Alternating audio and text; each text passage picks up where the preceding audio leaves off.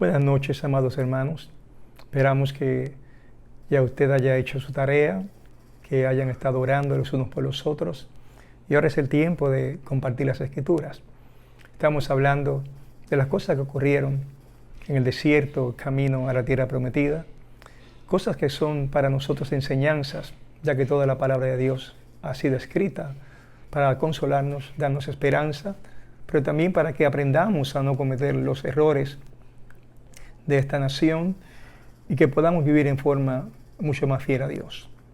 La semana pasada finalizamos hablando de aquel lugar llamado Kibrot Ataba, cuyo nombre significa tumba de los codiciosos. Allí aprendimos cómo la nación fue otra vez castigada, en esta ocasión por su codicia, influenciada por la gente que se mezcló, personas que no eran de Israel, pero que tenían sus ideas de cómo debían hacer las cosas, y al motivar críticas y quejas contaminaron la mente de la nación de tal manera que también se unieron a aquella crítica. Eran responsables, claro, pero no hay duda de que también cuando nosotros somos influenciados por personas que no creen igual, pueden ser afectadas nuestras creencias.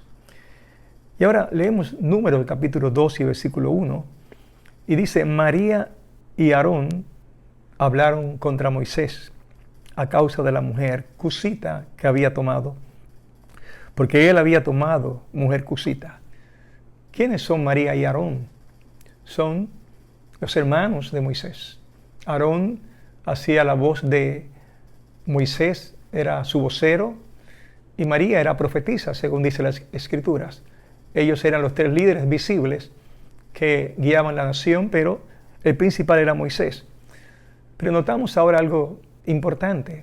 Ya el pueblo que se estaba quejando ha contaminado o ha influenciado o ha puesto en duda a los líderes más cercanos a Moisés. Quiere decir que María y Aarón ahora comienzan también a mostrar quejas. Ya no es queja por el alimento, no es queja por el agua. En el caso de ellos dos, es queja por la persona que estaba sobre ellos, sobre su autoridad.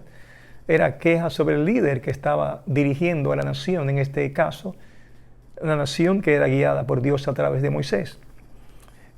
Y lo que la Biblia dice es que ellos estaban hablando a causa de una decisión que tuvo Moisés. No sabemos si Moisés se enviudó, no sabemos si realmente el texto habla de su propia esposa Séfora.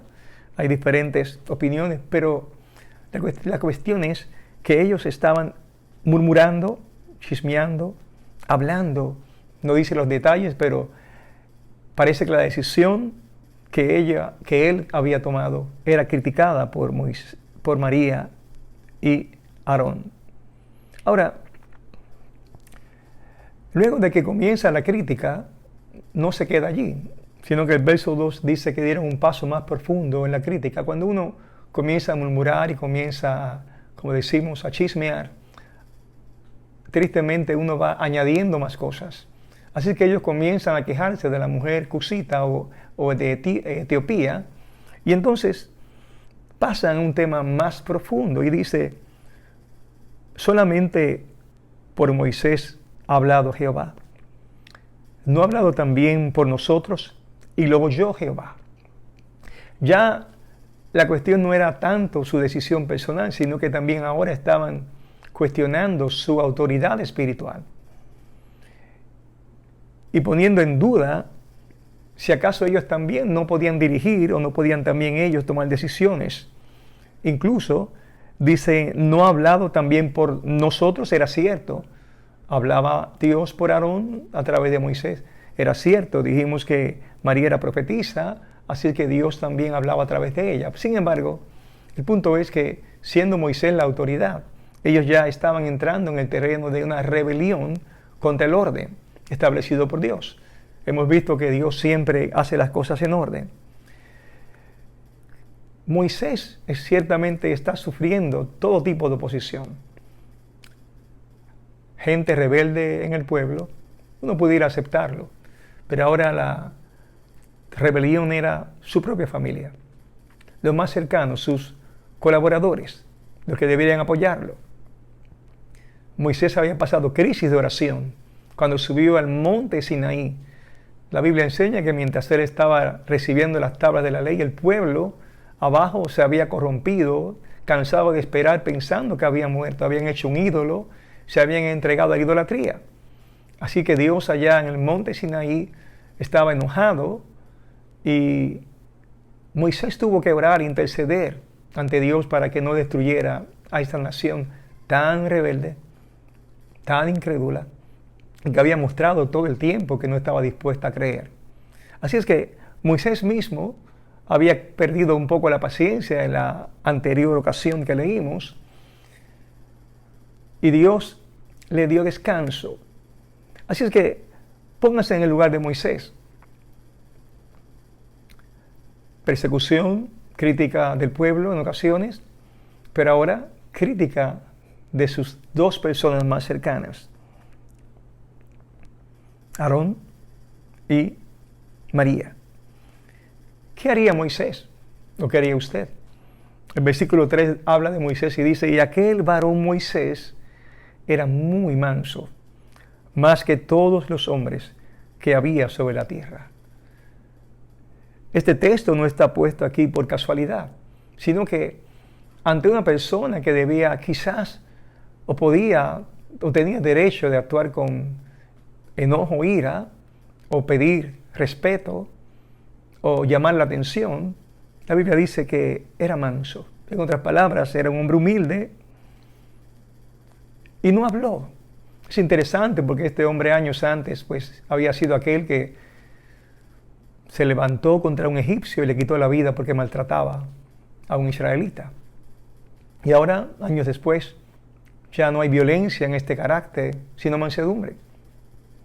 Ya no hay una respuesta agresiva en este hombre, sino que Dios había cambiado la agresividad de aquel hombre por la mansedumbre.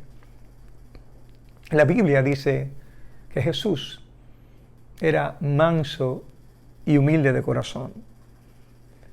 Hemos aprendido en las Escrituras que cuando hemos transitado con Dios y mientras vamos en esa comunión, en esta experiencia de comunión con Dios, nuestro carácter va siendo moldeado por Dios.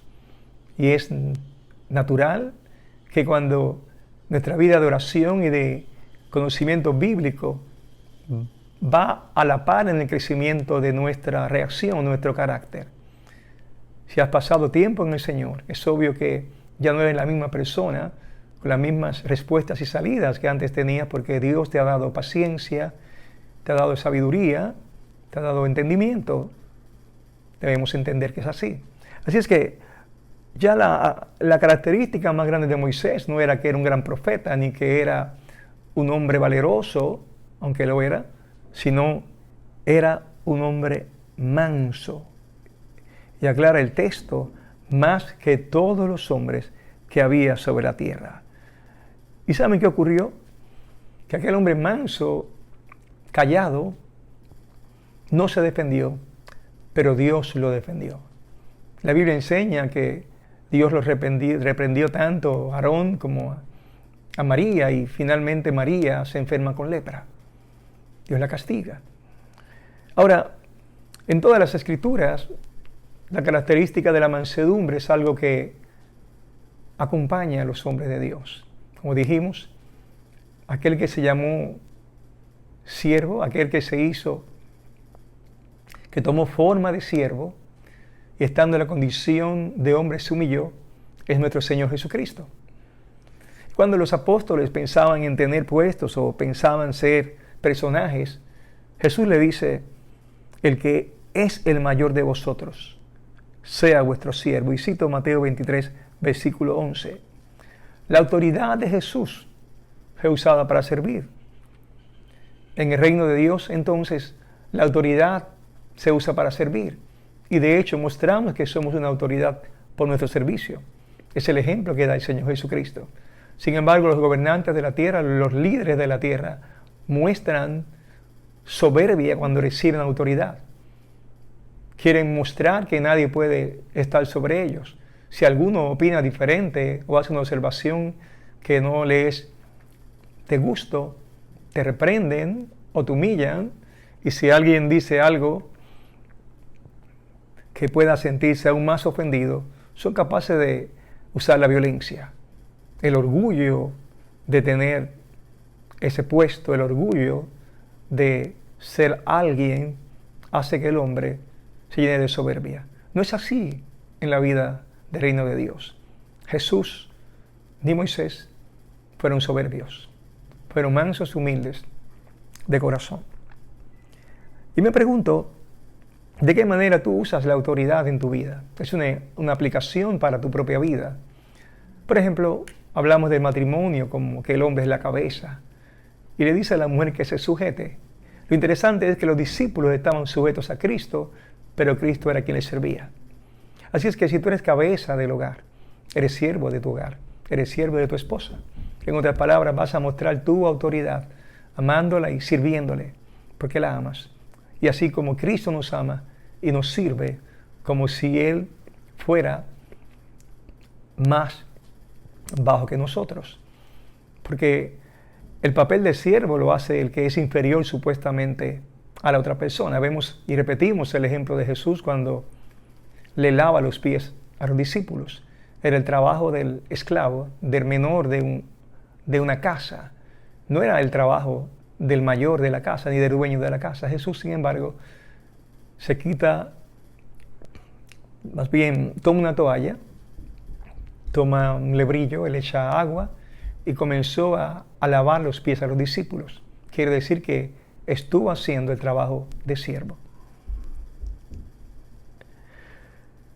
¿Qué le pasó a Moisés? ¿Qué le pasó a María? ¿Qué le pasó a Aarón? De Moisés nos damos cuenta de su mansedumbre.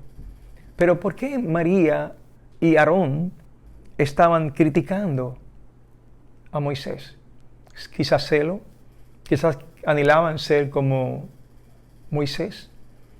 En realidad no lo sabemos, pero no hay duda que esa condición y esa conducta de amargura contra Moisés, que quizás estaba en su corazón y no había sido mostrada, tomó la ocasión del matrimonio de Moisés para ella criticar. En la Biblia dice, Hebreos 12:15, mirad bien, no sea que alguno deje de alcanzar la gracia de Dios, que brotando alguna raíz de amargura os estorbe y por ella muchos sean contaminados. Una raíz de amargura es la descripción de algo que está dentro del corazón de una persona y que daña a los demás. Dice, mirad que ninguno deje de alcanzar la gracia de Dios, que brotando alguna raíz de amargura os estorbe. Primero estorba a la persona y por ella muchos sean contaminados. Luego contamina a otros. Es una condición de queja, de inconformidad, de molestia, que hace que uno murmure, critique, esté incómodo, y al hacerlo puede provocar que en otras personas haya esa misma actitud de incomodidad y por eso estorba a otros. Literalmente esa palabra picria significa veneno. Si lo usamos figuradamente, a veces decimos que fulano está envenenado contra tal persona. Así es que estar envenenado no es otra cosa que estar tan molesto o guardar en nuestro corazón una actitud de rencor tan grande que en realidad venena nuestros sentimientos, intoxica nuestra mente. Es que la enseñanza es que un corazón envenenado inspira rebeldía y un corazón envenenado es una fuente de tropiezo para todo el que te rodea o le rodea. El chismoso aparta al amigo, trae división, trae dificultad. Por eso la Biblia dice en Efesios 4:31, quítese de vosotros toda amargura, enojo, ira, gritería y maledicencia y toda malicia. Así es que es bueno que pensemos en nuestro corazón y miremos si en nosotros no hay algún veneno o raíz de amargura que no vaya a hacernos hablar lo que no debemos. Luego de este capítulo 12, donde Dios, como dije, si usted lo puede leer, castiga a María dándole lepra. Moisés ora por ella y Dios la sana. Llegamos al capítulo 13. Y quiero que vayan pensando en cómo esto está desarrollándose. Capítulo 11, una rebelión. Capítulo 12, en el 11, una rebelión contra Dios causada por las circunstancias del pueblo inconforme con el maná, inconforme porque no comían carne o codornices o deseando los platos de Egipto. Y luego entramos al capítulo 12, el pueblo ahora, no el pueblo, sino los líderes más grandes, hablando de Moisés. Y ahora vamos a entrar a la tierra prometida. En Números 12, 16 dice: después el pueblo partió de Haserot, donde ha sido toda esta historia, y acampan en el desierto de Parán. Ya en el desierto de Parán están muy cerca a entrar a la tierra prometida, que era el destino que Dios les había prometido. ¿Y qué ocurre con este pueblo? Números 13:1 dice: y Jehová habló a Moisés diciendo: envía tú hombres que reconozcan la tierra de Canaán, la cual yo doy a los hijos de Israel. De cada tribu de sus padres, un varón, enviaréis un varón, cada uno príncipe entre ellos.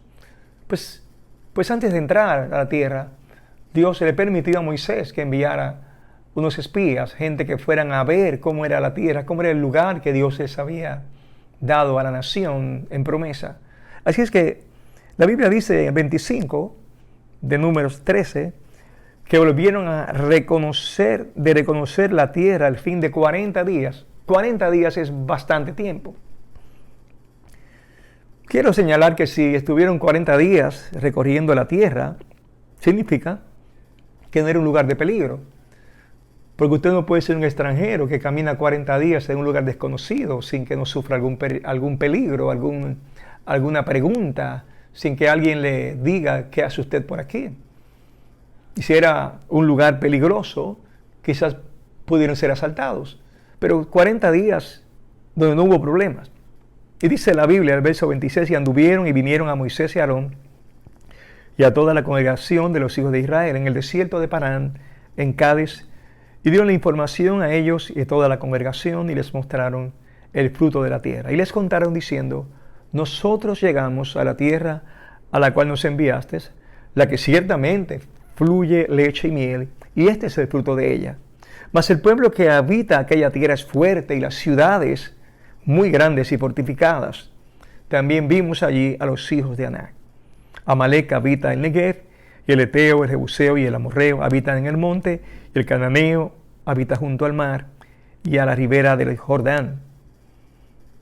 Entonces Caleb hizo callar al pueblo delante de Moisés y dijo: subamos luego y tomemos posesión de ella, porque más podremos nosotros que ellos. Ahora, ¿por qué razón la Biblia dice que Caleb hizo callar al pueblo? Lo que ocurre es que después de la noticia, el pueblo comenzó otra vez a lo que sabemos que hace el pueblo. ¿Y qué era lo que sabemos que hace el pueblo? Quejarse, murmurar, dudar. Efectivamente, el verso 32 dice: y hablaron, estos varones, dice, y hablaron mal entre los hijos de Israel de la tierra que habían reconocido, diciendo: la tierra por donde pasamos para reconocerla es tierra que traga a sus moradores, y todo el pueblo que vimos en medio de ella son hombres de grande estatura. También vimos allí gigantes, hijos de Anac, raza de los gigantes, y éramos nosotros, a nuestro parecer, como langostas, y así les parecíamos a ellos. Así es que esta actitud de queja, esta actitud de nunca creerle a Dios, la volvemos a repetir. En este caso, hablan de las cosas maravillosas que había en la tierra. Realmente la tierra estaba llena de frutos, pero luego cuando hablan también añaden la gente que viven. Y sin embargo, tan pronto hablan de la gente que viven, diciendo que hay gente grande y fuerte, lo que ocurre es que la congregación, en Números 14:1, grita y dio voces, y el pueblo lloró aquella noche. En otras palabras, comenzaron a tener miedo pensando que aquellas personas que allá habitaban iban a derrotarlos y que iban a morir. En vez de llorar delante de Dios para que Dios le diera la victoria, en vez de llorar pidiéndole a Dios misericordia, sencillamente gritan, y verso 2 dice, y se quejaron contra Moisés. No hay nada nuevo, siempre están quejándose. Y se quejaron contra Moisés y contra Aarón, todos los hijos de Israel, y les dijo toda la multitud, ojalá muriéramos en la tierra de Egipto, en este desierto, ojalá muriéramos. ¿Y por qué nos trae Jehová a esta tierra para caer espada? Y que nuestras mujeres y nuestros niños sean por presa. ¿No nos sería mejor volvernos a Egipto? Y decían el uno al otro, designemos un capitán y volvamos a Egipto. ¿Qué hizo Moisés? Verso 5 dice, entonces Moisés y Aarón se postraron sobre sus rostros delante de toda la multitud de la congregación de los hijos de Israel. Un pueblo que no aprende. Un pueblo que en vez de acudir a Dios y en vez de ver las cosas positivas, ve las cosas negativas. Hemos visto constantemente cuál ha sido el comportamiento de este pueblo. Un pueblo que no cesa de su rebelión. Y Josué, hijo de Nun, verso 6, de número 14, dice, y Caleb, hijo de Jefone, que eran de los que habían reconocido la tierra, rompieron sus vestidos. Es una señal de escandalizarse. Y hablaron a toda la congregación de los hijos de Israel, diciendo, la tierra por donde pasamos para reconocerla es tierra en gran manera buena. Si Jehová se agradara de nosotros, Él nos llevará a esta tierra, y nos las entregará tierra que fluye leche y miel.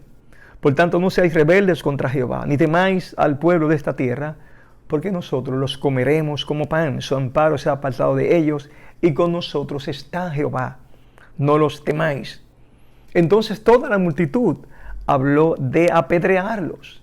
Cuando estos dos hombres, que de hecho son los únicos que entrarían más luego a la tierra, como promesa de Dios por su obediencia, trataron de decirle a la nación, al pueblo, que tuvieran confianza, que tuviera fe, que Dios iba a darles la victoria, que Dios estaba con ellos, que no tenían que tener temor. En vez de fortalecerse en fe de que así sería, la Biblia dice que hablaron de apedrearlos. Era tan grande su incredulidad, era tan inmensa o inmenso su rebeldía, que no podían entender nada. Y la Biblia dice que la gloria de Jehová se mostró en el tabernáculo. Dios tuvo que intervenir. Dios tuvo que intervenir.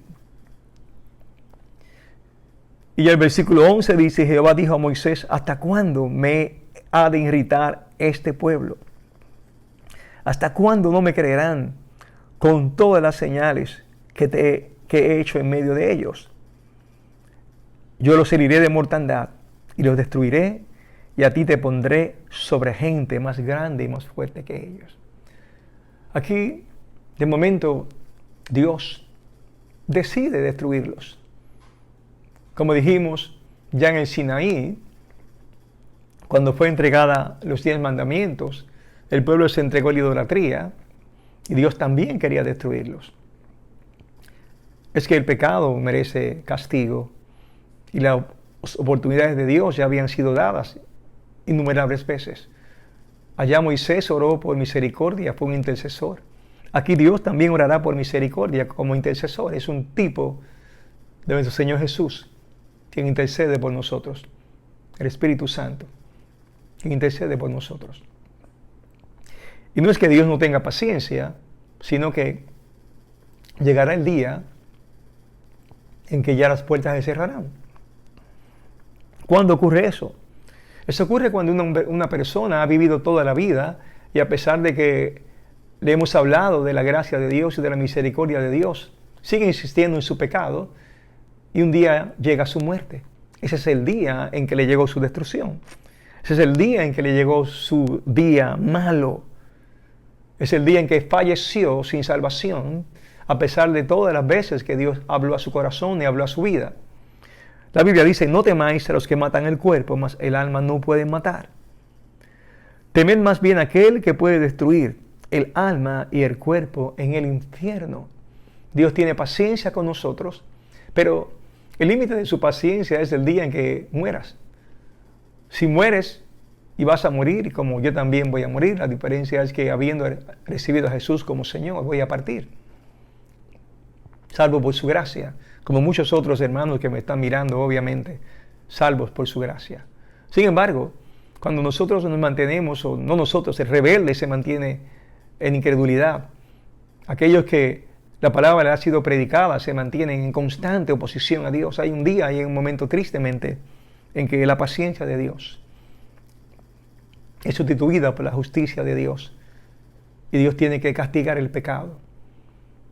Esperamos que todo el que me oye ya esté reconciliado con Dios para que eso no le ocurra. ¿Y por qué leemos estas cosas?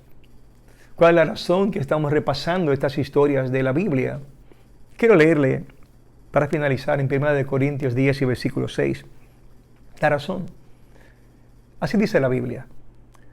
Mas estas cosas sucedieron como ejemplos para nosotros, para que no codiciemos cosas malas, como ellos codiciaron.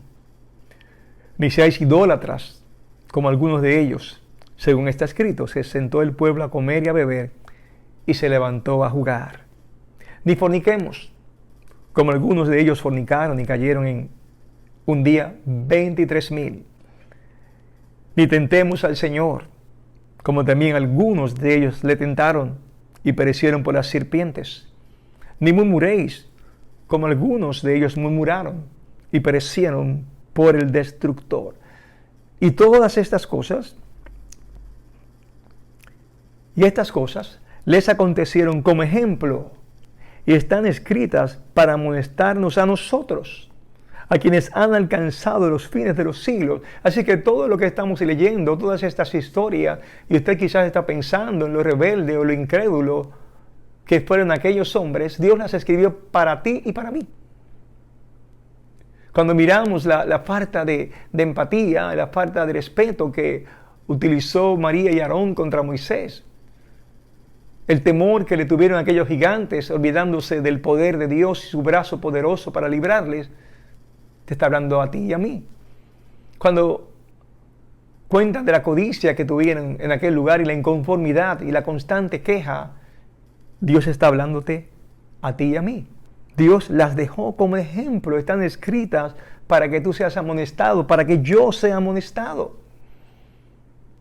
Exhortación, entonces, al final del versículo 12 de 1 Corintios es: así que el que piensa estar firme, mire que no caiga. Que en todas estas enseñanzas de esos días sobre el desierto, aprende, mira que no caiga. Que no caigas en desobediencia, que no caigas en rebelión, que no caigas en incredulidad. Y que en tu corazón no haya raíz de amargura o celo o envidia o molestia que contamine a otros.